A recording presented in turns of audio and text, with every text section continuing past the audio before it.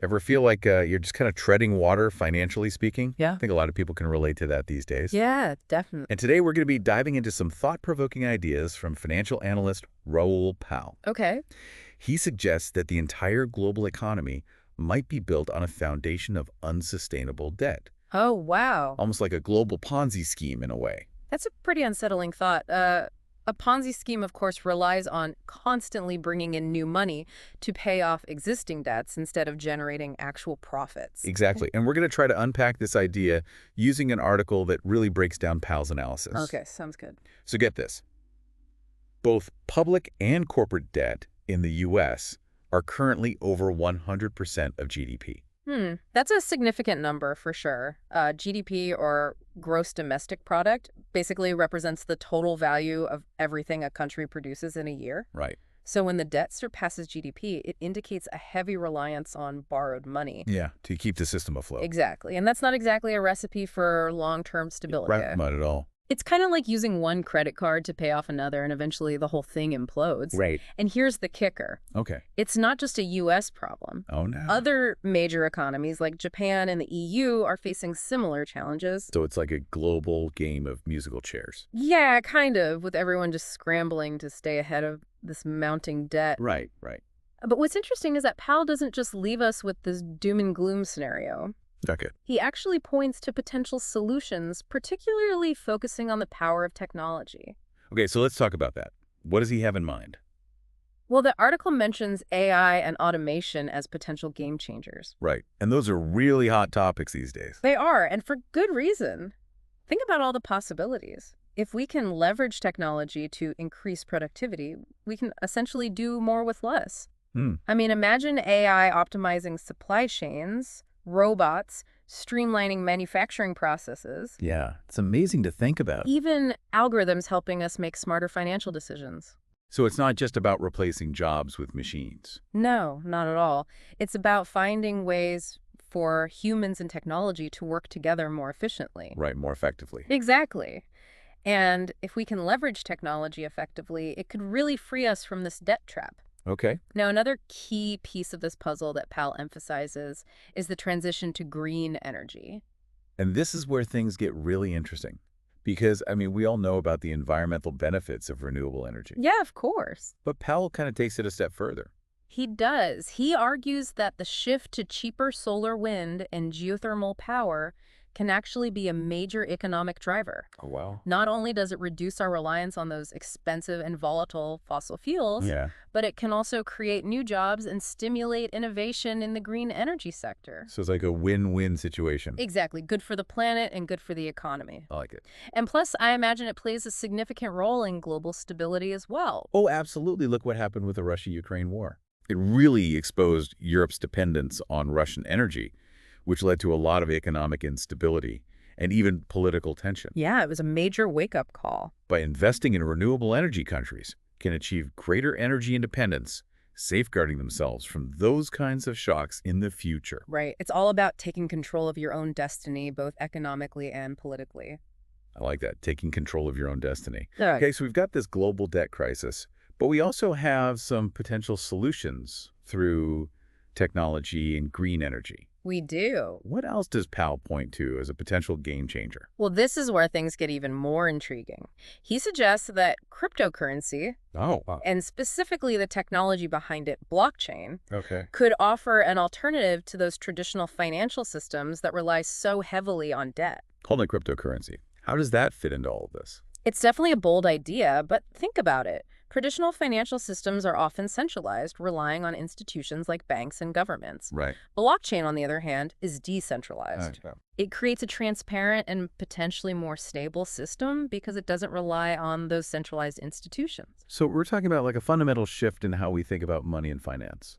Exactly. And while it's still early days for cryptocurrencies, Yeah, it feels like we're just scratching the surface. we are, but we're already seeing major corporations integrating them into their operations. That's true. And Powell suggests that this could disrupt the existing financial order, potentially offering solutions to some of the problems that we're facing with debt and instability. So Raoul Pal's analysis paints a pretty complex picture of the global economy. It does. But it sounds like there are glimmers of hope as well. There are, for sure. What's the big takeaway here for our listener? Yeah. Why should they care about all of this? That's a great question. It's easy to get lost in the jargon and all these abstract concepts. Yeah, it can feel very overwhelming sometimes. It can, but what we're really talking about here is the foundation of our society. The systems that govern how we produce, how we consume, and how we interact with each other on a global scale. Right. It's about understanding the forces that are shaping our world, both the challenges and the opportunities. Exactly. And the choices that we make both individually and collectively will determine the kind of future that we create. So even if the listener isn't an economist or a tech expert, they can still play a role in shaping the future. Absolutely. By staying informed, engaging in these conversations, and making conscious choices about how they participate in the economy. I like that. Okay, so that's a good starting point for us. Yeah. We've got a lot to unpack here.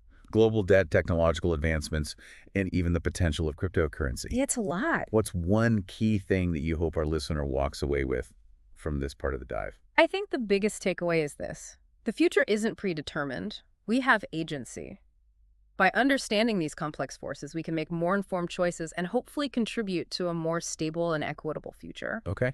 And that's what we'll explore further in the next part of this deep dive, so stay tuned. Sounds good. I'm looking forward to it.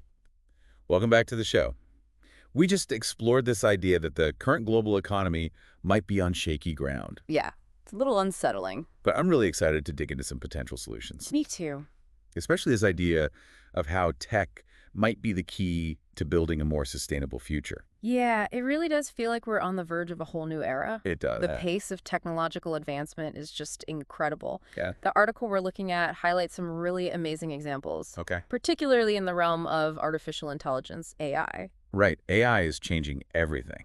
It's becoming a part of our everyday lives. It is. I mean, think about self-driving cars or even those customer service chatbots. It's pretty mind-blowing how quickly it's all happening. It is. And while there are some valid concerns about AI and job displacement, the potential for it to boost productivity and efficiency is undeniable. For sure. Imagine a world where AI is optimizing these complex systems, analyzing data in real time, Yeah. and helping us make smarter decisions across all sectors. So it's like having a super intelligent assistant helping us solve some of the world's biggest problems. Exactly. And the key here is to view AI not as a replacement for human ingenuity, Okay. but as a powerful tool that can actually augment our capabilities. Yeah, if we can find ways to work alongside AI, it could free us up to focus on more creative and fulfilling tasks. Absolutely. But AI is just one piece of the puzzle. Right. What about other technological advancements that could contribute to a more sustainable future?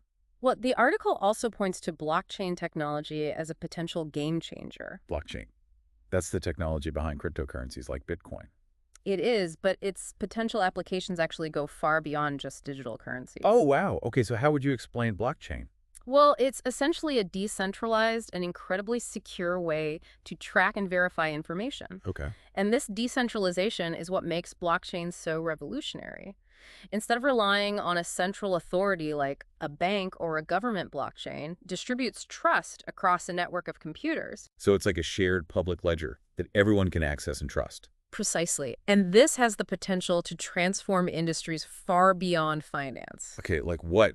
What kind of industries are we talking about? Well, think about supply chain management, Okay. where blockchain can track the origin and movement of goods to ensure transparency and reduce waste. That makes sense. Or even voting systems where blockchain could help prevent fraud and ensure the integrity of elections. Wow, so we're talking about creating systems that are more transparent, efficient, and accountable. Exactly. But how does all of this tie back to our discussion about escaping this debt trap? Well, Pal argues that these technologies can create more robust and sustainable economic systems. Okay, I see where you're going with this. If we can leverage blockchain to streamline processes, reduce costs, and increase trust, it could have a ripple effect throughout the entire economy. So instead of constantly borrowing money to prop up inefficient systems, we could use technology to create systems that are inherently more stable and sustainable. Exactly. And it's not just about efficiency and cost savings. Blockchain also has the potential to empower individuals and create more equitable systems. Okay, can you give me an example of that? Sure, think about access to financial services. For people in developing countries who don't have access to traditional banking blockchain-based solutions like mobile money transfers, can be life-changing. Yeah, that makes sense. They can use their phones to send and receive money, make payments, and even access microloans, all without needing a bank account. It's like democratizing finance, giving everyone access to the tools they need to participate in the global economy. Precisely. And that kind of financial inclusion can have a ripple effect on entire communities. Yeah, driving economic growth and social progress. Right. It's amazing to think about the potential of these technologies to not only solve economic challenges, but also to create a more just and equitable world. It really does feel like we're on the cusp of something extraordinary. It's a very exciting time to be alive, that's for sure. But it's important to remember that technology is ultimately a tool, and like any tool, it can be used for good or for ill. As we embrace these advancements, we need to be mindful of the potential consequences and ensure that they're developed and deployed responsibly. That's a really good point. Sure. It's not just about blindly embracing technology, but about thinking critically about how it can be used to create a better future for everyone. Exactly, and that's where the importance of critical thinking and open dialogue comes in. All right, we can't just assume that technology will automatically solve all our problems. We can't. We need to be asking tough questions about the ethical implications of these technologies, considering the potential risks, and working together to ensure that these advancements benefit humanity as a whole. We've talked about some really exciting possibilities. This whole idea of how tech could reshape the global economy. Yeah. For the better, hopefully. The better, right? Okay. But like with any powerful tool, Right. there's always another side to consider. Absolutely. What are some of the potential downsides or risks that we need to be aware of as we navigate this rapidly changing tech landscape? It's easy to get caught up in all the hype surrounding these new technologies, but it's so important to remember that they're not inherently good or bad. Right. It all comes down to how we use them. So where do we even begin? It seems like every day there's a new headline about some groundbreaking tech advancement. It's hard to keep up. It really is. So how do we think about all the potential consequences? Well, one area that really deserves a lot of attention is data privacy. Okay. As our lives become increasingly digital, we generate massive amounts of data. Yeah, through our online activities, social media, our physical movements even. Exactly. And the question of who controls that data and how it's used is absolutely paramount. Well, we've all seen those headlines about companies collecting and selling our data for targeted advertising. Yeah. And it can be a little unsettling, to be honest. It goes beyond just advertising, though. Imagine a future where your health records financial transactions, even your social interactions, are being tracked and analyzed by algorithms. That is kind of a scary thought. This data can be incredibly valuable for research, for innovation, and personalization. Sure. But it also raises some serious concerns about privacy and autonomy. So how do we strike that balance? How do we reap the benefits of data analysis without compromising our privacy? It's a really complex challenge. There's no easy answer. Right. But I think it starts with awareness. We need to be more conscious of the data that we're generating and really understand the potential implications of sharing it. We should demand greater transparency from the companies and organizations that are collecting our data. Yeah. And advocate for policies that actually prioritize data privacy. So things like being more selective about the apps and services that we use. Absolutely. Reading those privacy policies carefully. Yes. And supporting regulations that actually give individuals more control over their data. Exactly. It's about taking ownership of our digital identities and making informed choices about how our data is used. Okay, that makes sense.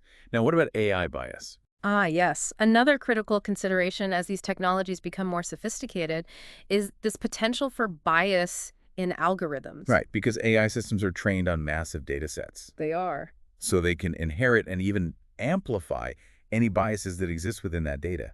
Precisely. So, for example, if an AI system is trained on data that reflects existing gender or racial stereotypes, it could perpetuate those biases in its decision-making processes. And that can have really serious consequences. Yeah, in areas like hiring, lending, criminal justice even. Exactly. It's unsettling to think that our own biases could be embedded in these systems. It is. It's like a self-fulfilling prophecy in a way. And it highlights the need for greater transparency and accountability in the development and deployment of these technologies. So we need to be asking tough questions. We do about how these algorithms are trained, what data is being used, and Right. what steps are being taken to actually mitigate bias. So it's not just about the technology itself, it's about the people creating and using it. Exactly. We need more diverse perspectives and a stronger ethical framework to guide the development of these systems. Okay, so more diversity and a stronger ethical framework. Two important things to keep in mind. For sure. And we also need to be mindful of the potential for these technologies to exacerbate existing inequalities. Okay, how so? Well, if the benefits of AI and automation are primarily concentrated in the hands of a select few, Okay. it could actually widen the gap between the haves and the have-nots. Right, so we could end up with a future where a small elite controls the technology and reaps most of the rewards while everyone else is left behind. That's the risk, and it's one that we need to be actively working to prevent. So how do we do that? Well, we need to make sure that these technologies are accessible to everyone They do. and that the benefits are shared equitably. This means investing in education and training programs to equip people with the skills they need to thrive in this rapidly changing job market. So we need to make sure that people aren't left behind. Exactly. It also means fostering a culture of entrepreneurship and innovation, particularly in underserved communities. Okay, so creating opportunities for everyone. This has been a really thought-provoking deep dive. We've explored the incredible potential of technology to create a more sustainable and equitable future. We have. But we've also acknowledged the potential downsides and the need to proceed thoughtfully and responsibly. It's a lot to process. It is, but it's a conversation that we need to keep having. Yeah, for sure. It's easy to feel overwhelmed by the scale and complexity of all these issues, but the key takeaway here is that the future isn't predetermined. We have the power to shape it. So it's like we're standing at a crossroads. The decisions we make today, both individually and collectively, will determine the path that we take. Exactly. By staying informed, engaging in these really open and honest dialogues, and holding ourselves and each other accountable, we can harness the power of technology to create a future that is both prosperous and just. That's a really powerful message of hope and a reminder that we all have a role to play in shaping the future.